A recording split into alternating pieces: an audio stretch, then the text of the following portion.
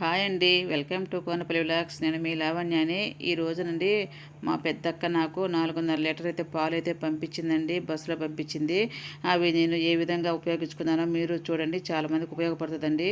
చాలామంది ప్యాకెట్ పాలు కొనరు, ఇంటి దగ్గర పోసే పాలు కూడా బాగా పలచగా ఉంటాయి. అదిగాక వాళ్ళు ప్యాకెట్ పాలు కలిపి పోస్తుంటారు. నాకైతే అస్సలు ఇష్టం ఉండదండి. నేను ఎప్పుడు కూడా పాలు కొననండి, ప్యాకెట్ పాలు ఇలాంటివి. ఈ విధంగా కానీ అక్క కానీ అన్న కానీ ఊరి నుంచి వచ్చేటప్పుడు నాకు తెచ్చిస్తూ ఉంటారు. లేదా మేము పోయినప్పుడు కూడా ఎక్కువ పాలు ఒక 4 లీటర్ పాలు తెచ్చుకునేదిను. ఆ పాలని వారం దాకా సరిపడా పాలు, పెరుగు, వెన్న అన్నీ కూడా ఆ పాలతోనే మాకు వస్తుందండి.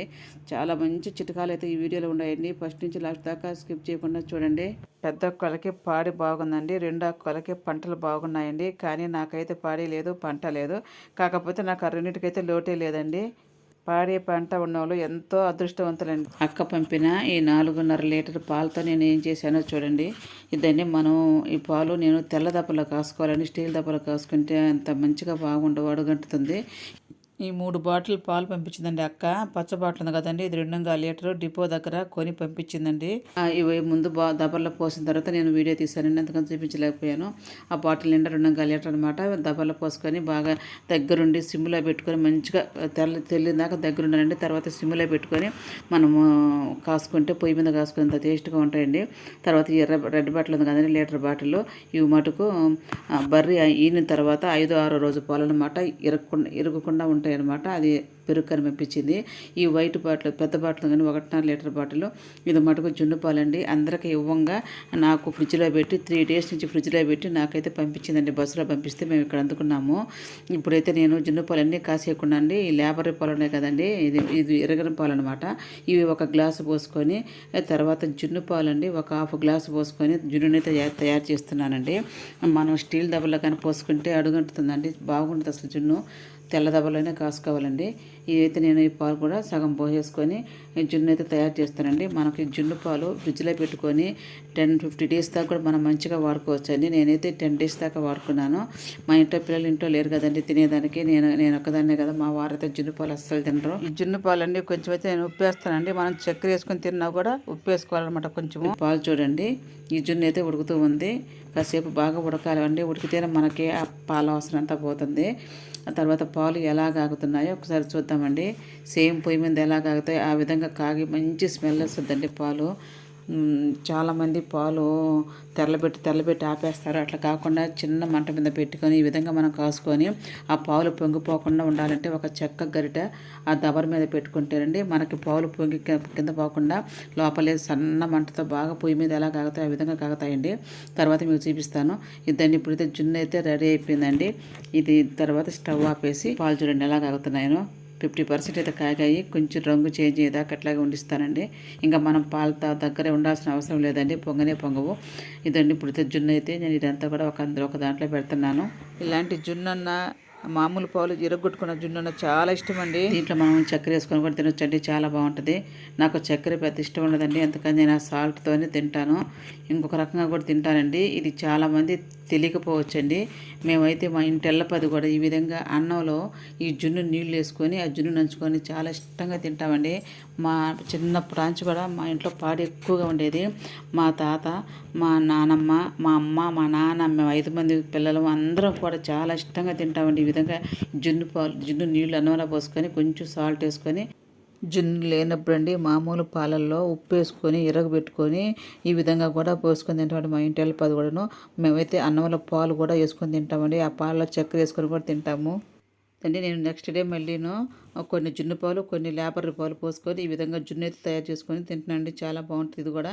ఈ పాలు, మేగడ, ఈ పాడి ఇదంతా చూస్తుంటండి నిజంగా ఇంతకన్నా మధురమైంది ఇంకేది లేదనిపిస్తుందండి. పాడి అంత బాగుంటుందండి ఈ రకంగా మనం చేసుకొని తిన్నా కూడాను. మా నాన్నమ్మ అండి ఏకాజావన రాముల వారి మీద మేలుకొలుపులు పాట పాడేదండి. 4 గంటలప్పుడు 4:30 నిద్రలేసి అప్పుడు ఏం పాడేదంటే శ్రీరామనామము పావులు మేగడ పంచదారల పక్వమే శ్రీరామనామం అంటూ పాడేదండి.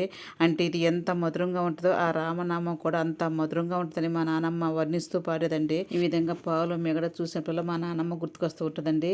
దాన్ని పాలు అయితే ఈ విధంగా కొంచెం కలర్ చేంజ్ దాకా కాగిన తర్వాత చల్లారిన తర్వాత అండి మనం ఫ్రిడ్జ్లో పెట్టుకొని నెక్స్ట్ డే అయితే ఇదిగోండి ఇదైతే నెక్స్ట్ డే అనమాట. ఈ విధంగా మనకు మేగడంతా పైన గట్టిగా వస్తుందండి. ఆ తర్వాత చేత్తో కానీ గంటితో కానీ అంతా కూడా తీసి మనం ఒక గిన్నెలో పెట్టుకుంటాము. లేకపోతే పాలు ఏరే గిన్నెలో కొన్ని పాలు ఉంచుకొని ఇదే దెబ్బలో మేము చేవులు వేసుకుంటామండి. మీకు చూపిద్దామని వెన్న వేరుగా తీస్తున్నాము. చూడండి ఇది ఇప్పుడు మనకి పచ్చిక వచ్చే టైం కదండి, వర్షాలు పడుతూ, అందుకని వెన్న అయితే కొంచెం లూజుగా ఉంది. లేకపోతే గట్టిగా వస్తుందండి, అట్టులాగా వస్తుందండి. చేత్తో కానీ గిన్నెతో కానీ ఒకేసారి తీసుకోవచ్చు అనమాట. ఆల్రెడీ నేను ఒక వీడియో పెట్టానండి, లింక్ డిస్క్రిప్షన్లో పెడతానండి, తప్పకుండా చూడాలనుకున్న వాళ్ళు చూడండి. నేను ఇప్పుడైతే మీకోసంగా నేను వెన్న మెట్టగా తీసానండి. లేకపోతే కొన్ని పాలు వేరే గిన్నె ఉంచుకొని అదే దబర్లో తోడేసి పెట్టుకుంటే తోడేసుకొని బయట పెట్టుకుంటే మనకి పెరగవద్దండి. ఆ పెరుగుని ఈ విధంగా చిలికితే ఇదండి ఈ విధంగా అయితే వెన్న వచ్చిందండి. చూడండి ఎంత బాగా వచ్చిందనో. ఆ రోజుల్లోనండి మనిషి అంత ఎత్తు కవ్వంతో 4 సేర్లు అన్నం ఉడుకుతుంది కదండి దబర, అంత పెద్ద దబరతో పాలు కాసుకునేదండి ఆ రోజుల్లోనూ. అంత పెద్ద కవ్వంతో తాడు వేసుకొని గుంజకేసుకొని నిలబడుకొని మజ్జిగ చిలికేవాళ్ళం అండి. ఇప్పుడు చూడండి 3 కవ్వంతో చిలుకుతున్నాము. నాకు పాడు చేసినప్పుడు మా చిన్ననాటి ఎన్ని గుర్తుకొస్తుంటాయండి. మనము మజ్జిగ చిలికేటప్పుడు అండి మనకు వెన్న త్వరగా పడాలి అంటే గోరువెచ్చని నీళ్ళు అండి, ఒక గ్లాసు నీళ్లు ఈ మజ్జిగలో పోసుకొని చిలుక్కుంటే వెన్న త్వరగా పడద్దండి. ఇదండి ఈ విధంగా అయితే నాకు మంచిగా వెన్న తయారైంది. నేనైతే ఇప్పుడు ఆ కవ్వం నుంచి ఆ వెన్న అంతా కూడా ఈ విధంగా ఏళ్ళతో తీసేస్తానండి.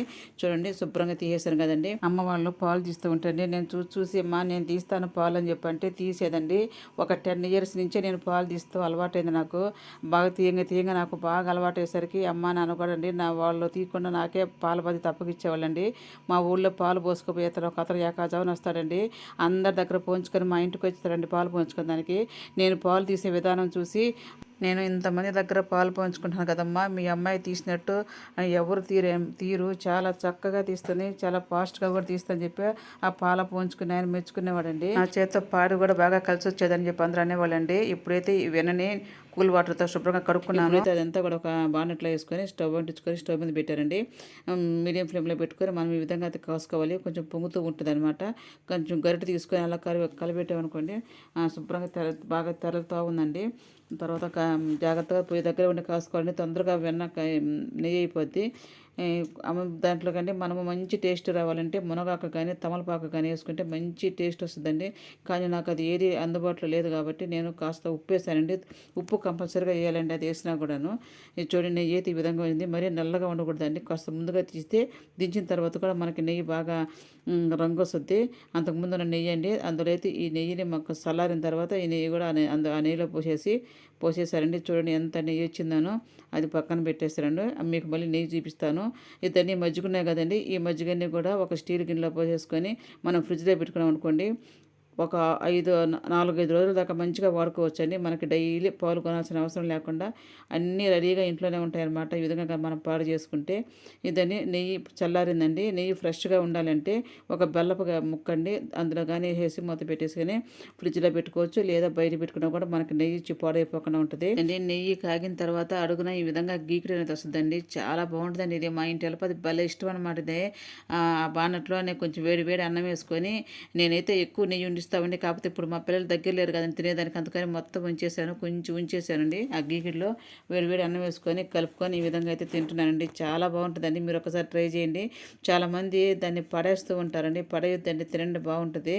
తర్వాత అండి జున్ను పాలు ఉన్నాయి కదండి. తర్వాత ఇంకొక రోజు నేను ఆ జున్ను పాలు కొన్ని లేబర్ పాలు కొన్ని కలిపి ఈ విధంగా అయితే నేను కేక్ లాగా చేశానండి.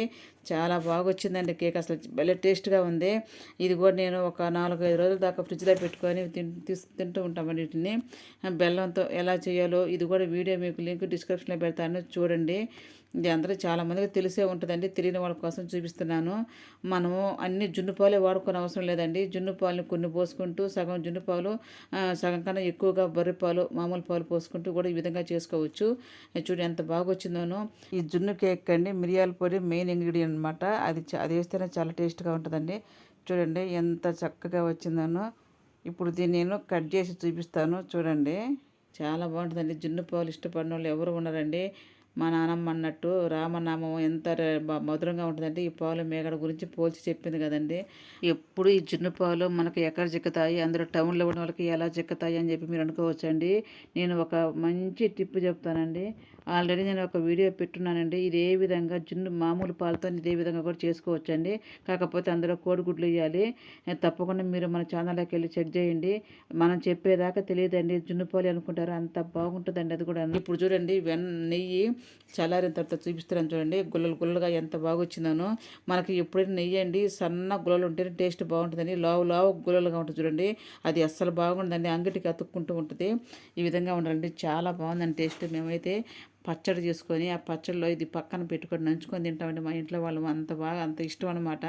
నేతిని ముద్ద ముద్దకి నంచుకొని తినేవాళ్ళం అండి.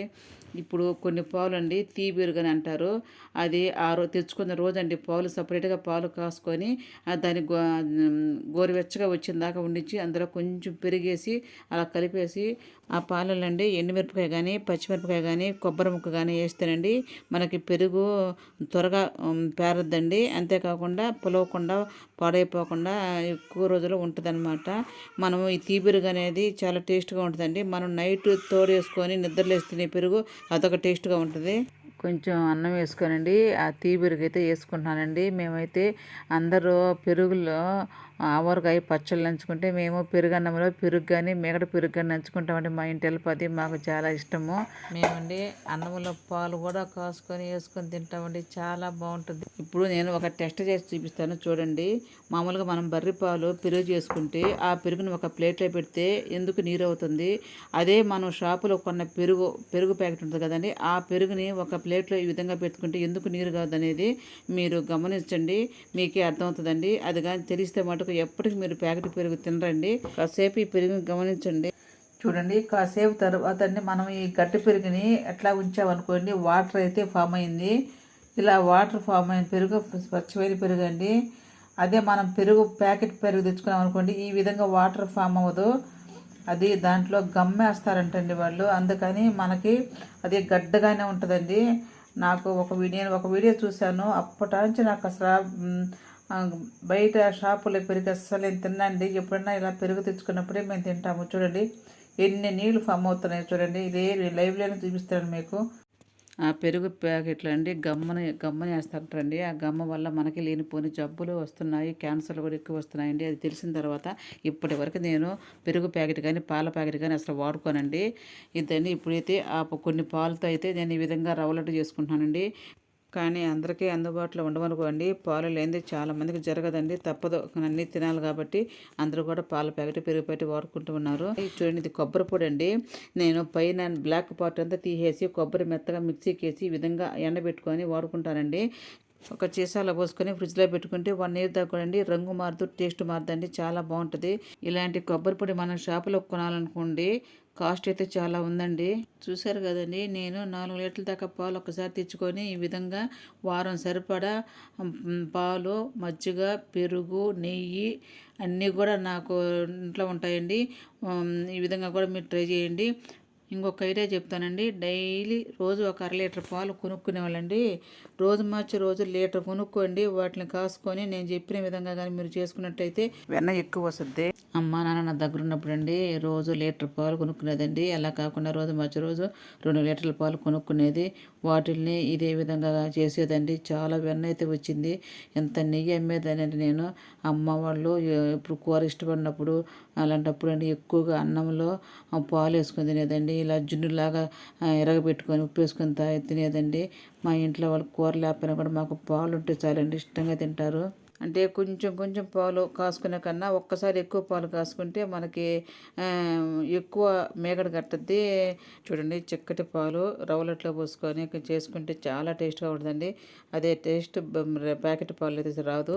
మీరు కూడా తప్పకుండా నేను చెప్పిన ఈ టిప్స్ అన్ని పాటించి మంచిగా పాలు తెచ్చుకొని వాడుకోండి. ఎవరికైనా ఈ విధంగా వసతి ఉన్నవాళ్ళు బయట నుంచి పాలు తెచ్చుకోండి. రేటు కూడా చాలా తేడా ఉంటుందండి. మనకి ఇక్కడ పోసే పాలకి మనకి పల్లెటూరులో తెచ్చుకునే పాలకి రేటు మనీ సేవ్ అవుతుంది, అలాగే గ్యాస్ సేవ్ అవుతుంది, అలాగే మంచిగా కల్తీ లేని పాలు తాగొచ్చు.